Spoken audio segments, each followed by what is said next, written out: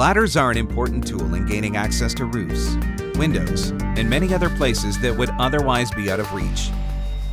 In this program on ladders, we have shown you basic information about several types of common fire service ladders.